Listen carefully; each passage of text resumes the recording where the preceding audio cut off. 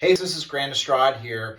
I'm really happy to be here because this is going to be our official first video where I'm going to be at the whiteboard discussing some principles. I'm super excited about this. Today we're going to be doing an overview of, what is personal development, what is leadership, what is goal setting, what is building your team, what is selecting your team, and all of these quote unquote soft skills that we may be talking about where you can actually apply it to your farm business.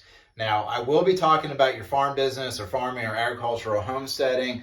That happens to be the industry that we're in. But if you come across this channel for whatever reason, keep watching it, because no matter if you're in blue collar or white collar, or building things or selling things or whatever it is you do, wherever there are people, these principles are going to apply, and they will be able to help you achieve whatever it is that you're trying to do. Now, this video is going to be a little weird. It's not the most professional video in the world. The lighting is off, the sound may be off.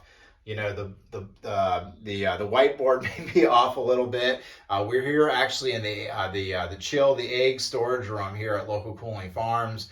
I've got the $10 from Amazon iPhone tripod where my iPhone is. That's actually filming this right now. I just got done screwing the whiteboard to the wall here, so this is not a professional setup by any means, but it's very applicable to what we're talking about, because with me starting the YouTube channel, it's no different than you actually starting whatever it is you want to start, a new career, a new job, going on to another adventure.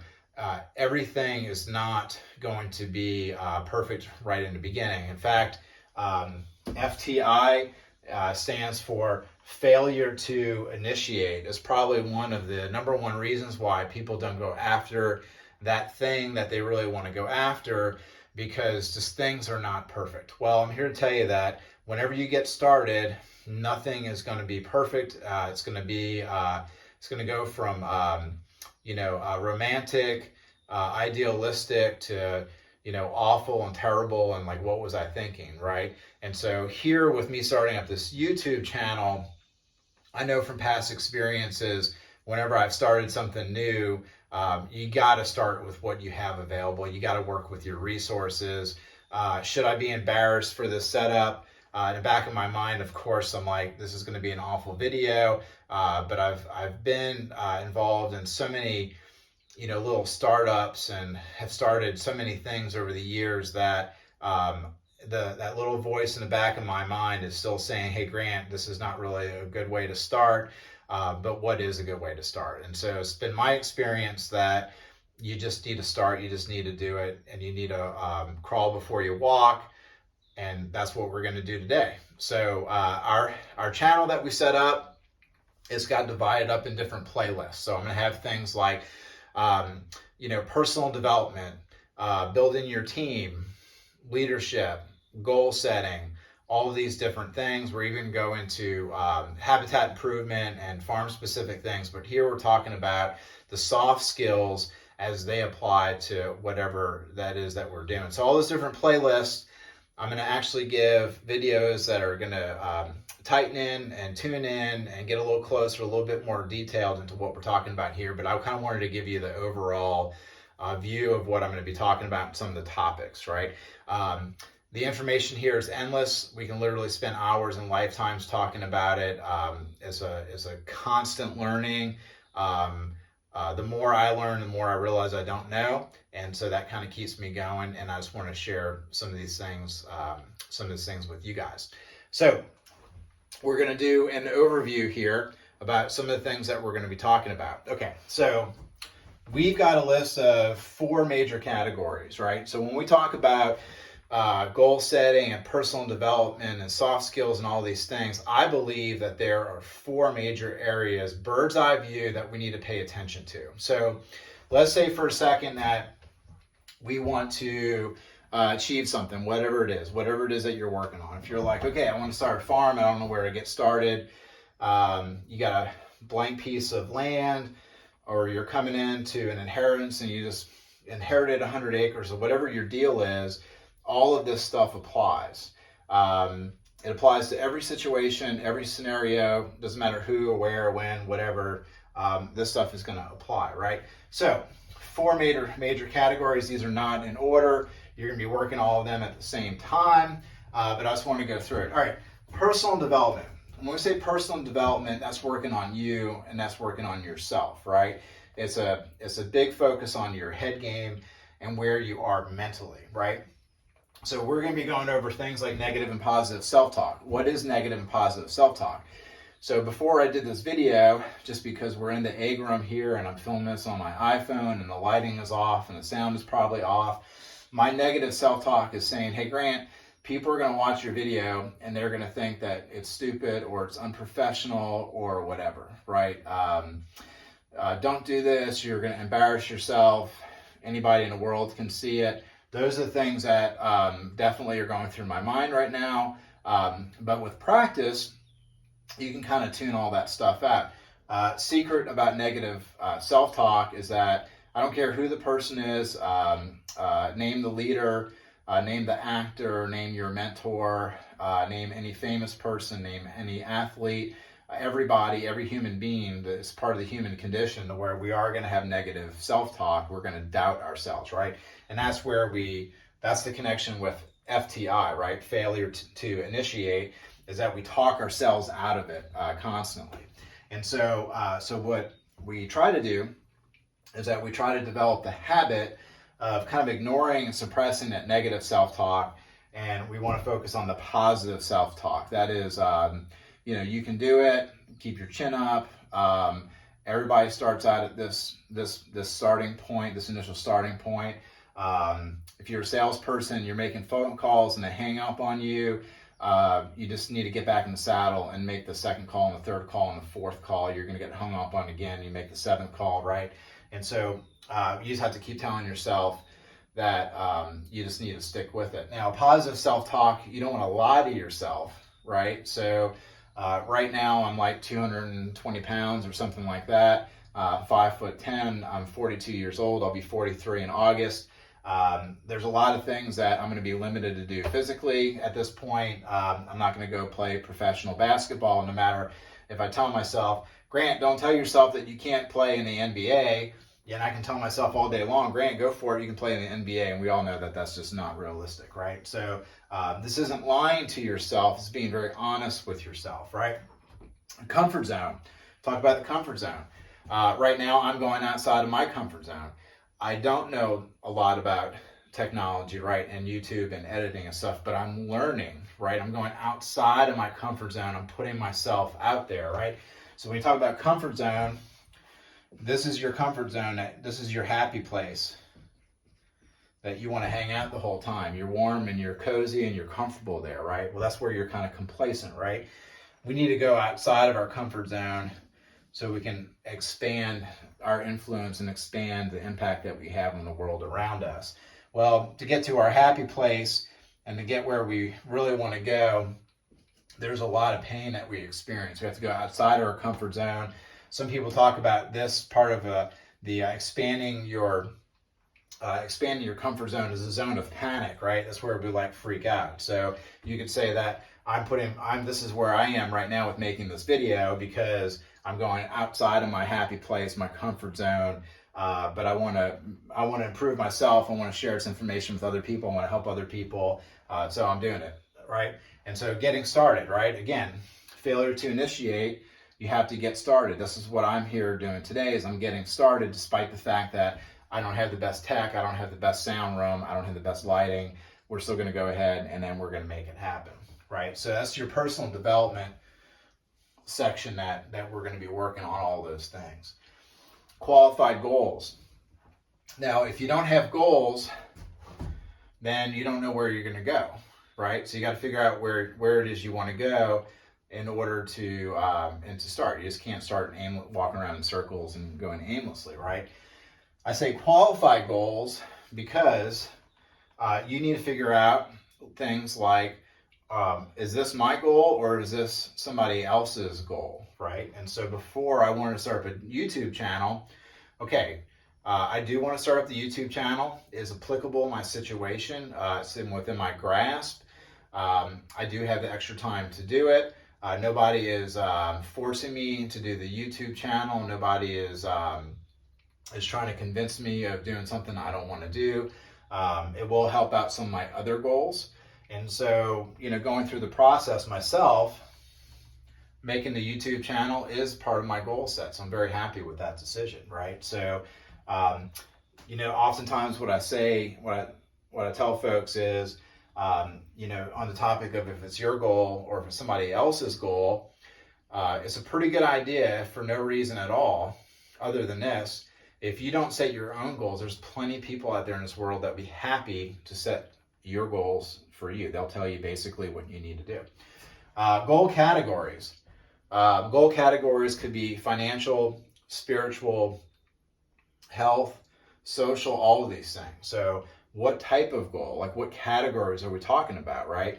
I want to know that I'm going to be working on these financial goals, right? I know that I'm going to be working on these health goals. So we categorize the goals so we can actually get a handle on it and we don't get overwhelmed. So we got to become organized with, where we're setting our goals. Timelines. I'm a big fan of incrementalism, right? You have to set your half-day goals and your day goals and your 2-day goals and your 3-day goals and your week goals and your month goals and your quarterly goals and your annual goals, your 5-year goals, your 10-year goals, and your lifetime goals, right? So we want to understand the type of goal we're working on, and we want to understand the timeline, because one of the biggest areas where people stop working on their goal is that they get frustrated because the goal that they're going after is quote unquote taking too long.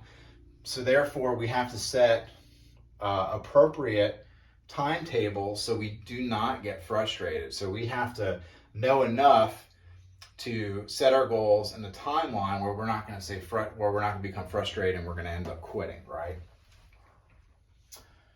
Build your team. Why do I have build your team up here?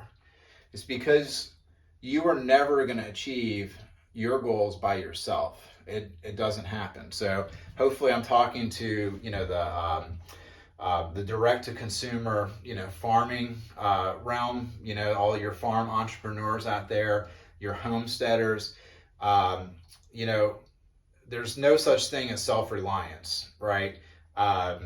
You're not going to go out on your farm and have a mindset of traditional rugged individualism. It's not going to happen. If you go out to do these things by yourself or with a very small group of people like your family unit, you can make it happen. You can definitely, stay in that survival mode, but you're not going to go into the flourish mode, right? You need to incorporate other people, however you want to, whatever terms you want to use, your tribe, your community, your family. You have to build the people around you in order to achieve your goals, because you need help. Nobody's going to be able to do it by themselves. So what are we going to talk about in the realm of building your team? These are just some of my favorite topics to talk about. I have Bad News Bears up here. If you haven't seen any of the Bad News Bears movies, I really recommend that you do that. The point of putting that up there is when we go to select our team, we typically are not going to be selecting all-stars here, right? It's our job to pick people who we know have something special, have something to offer, but we're going to work within their personality. And just by them being involved in whatever it is that we're doing, they're going to become better people as we become better people. So it doesn't matter sometimes where you start with your team members. You just need to know that you need to grow those people along with your own growth. And so, Bad News Bears is a classic underdog, movie. And so, if you start out with your small business and you can only afford, say, inexperienced teenagers or folks that have never been involved in whatever it is that you're doing, you need to ask yourself, what do I have and not what I have? And then you're going to say, what are these folks bringing to the table? You need to work with their natural skills and talents, right? And work to develop those. And that's how you build your team, right? And so oftentimes I tell, as long as people are nice and they have some integrity and they've got a positive attitude, those are my kind of like my basic things that I look for. If they're a bully and if they're cocky and they're not, fun to be around and they're mean spirited, we don't need to have those people on our team. That's okay. The joke I tell everybody is, if I want to work for myself, if I wanted to work with people that I didn't want to be with, then I'd go out and get a job, right? So part of building your own team is surrounding yourself with people that you enjoy being around, right? So personality types. Building your team, you need to understand that you need all types of personality types. So identifying all the personality types, knowing that they're all out there, and then knowing that certain personality types should be given certain types of jobs, right? An example of this type of stuff is if you take any type of personality test, or Strength Finders, Emergenetics, DISC, Myers-Briggs. Everybody is going to have their default, their comfort zone, personality traits. And when you're building that team, you need to understand that you need to find people who have strengths in other areas, right? I'm looking for a person who is super detail oriented and organized, because I need them to complement, my ADD, throw everywhere, the floorboard of my truck is my filing system, right? And so we need to talk about personality types and what does that mean to building a team, right?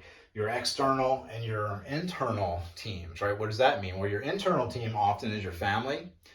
And if you have the business, which we're assuming that you may have or you may want to have one day, it's your staff and it's your employees. So that your core little tribe, that's going to be your internal team, and your external team is going to be full of all your vendors. So your car mechanic and your plumber and your processing facility where you take your animals to, or whatever, or people that you buy and resell for. It's all your external folks that you work with, because we have to build all of those people. All of those people are on our team, and you need to actively recruit those people, right? So, I tell folks, like my mechanic, Brandon is one of our main mechanics that we use for pretty much everything. And I've told Brandon several times to say, hey, Brandon, look, you're part of our team. Like, you being our mechanic is important to keeping our vehicles on the road and safe, right? These are the things that I communicate with our vendors and the people that work with us. I need to let them know that they're important to us and I appreciate them and they're part of our team. You need to verbalize that. That's one thing that I often talk about, is getting into the habit of verbalizing those things with folks, right? Very important. So you've built your team. Now you need to lead your team, right? So, if you're at a pickup game of basketball or dodgeball or baseball or whatever, and you got two captains, and then they each take turns picking their teams. Like, I want that guy, I want that gal, and you go back and forth. Now you've selected your team. Well, now you need to lead the team because they're going to be looking at you. So what are the leadership things that we need to focus on, right? Leadership styles. Leadership essentially is influence. That's what it is. I have a bark, order, command. I don't have a problem telling people what to do type leadership. But even though that's kind of like sometimes my default, I also understand that like leadership by example is paramount. It's so important. So I need to make sure that that I'm doing the work and people see me doing the work and I'm setting the example, right? That's so important. I just can't sit on the couch and bark orders. It ain't gonna happen, right? I gotta lead by example. So there's top down, there's bottom up, and there's side to side, peer to peer leadership. So just because I may be in an ownership position in my company, that doesn't mean that I should not be influenced by the lowest ranking person because they have good feedback. They may be boots on the ground, and they may be giving me information that I would never be able to collect otherwise. And so it also doesn't matter what your personality type is. You may be introverted, you may be kind of shy and quiet. You can still be a leader. So when you think build your team and lead your team, and you get cold sweats and you get freaked out that, oh my God, I can't lead the team, just because you may be soft-spoken or quiet, that does not mean that you can't be an extremely effective and successful leader. That's very important. So leadership styles, understanding the different styles, studying the different styles is very important as the things that we're going to be talking about, right? Chain of command issues, right? How do we organize our team so that way everybody knows where to go if there's a problem? So, if a fire starts and they don't know who to call, that's a problem. They need to know, we're having a problem with XYZ, therefore we have to call XY person to be able to resolve the issue. So there's protocols and there's chain of command in place, right? Trust and influence. If you can't successfully positive influence your team and they don't trust you, you're not going to get very far, right? The trust under trust leadership, you may talk about legitimate and illegitimate authority, right? So just because you have the title of authority, it will become illegitimate if you don't set a good example, right? So, or if you lie or whatever that's negative, you may be in that role as the leader authority, but in the mind of your subordinates and your peers, they're not going to see you as a legitimate leader unless you walk the walk, so to speak, right? So understanding how to show and develop and build trust and influence with your internal and external team is very, very important. So these are all the kind of things that we're going to be talking about. I'm very excited. I love talking about this stuff.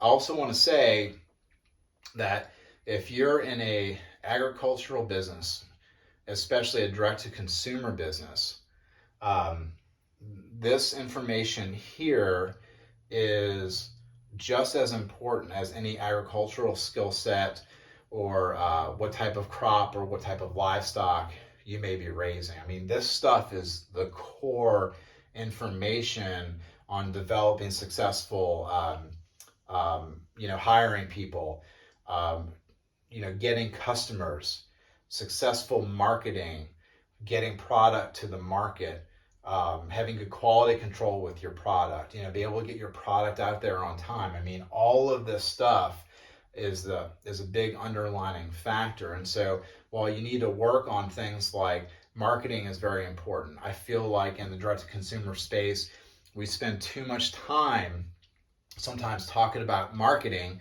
and we're not talking about this. Sometimes I think we talk about production too much because we should be talking about this stuff. This stuff is so important in our going into our, we're in the post-COVID phase right now. There's a lot of unknowns and uncertainty with things like feed prices and the market and material costs and everything. This stuff is very, very important now more than ever to focus on. So I'm excited about talking about it. If you have any comments, leave them in the comments. If you like this, please subscribe to the channel. And I really appreciate that you listened, besides the fact that this is a very grassroots, early beginning days of the YouTube channel to talk about this. Again, I appreciate you being here. You have a fantastic day. Thank you.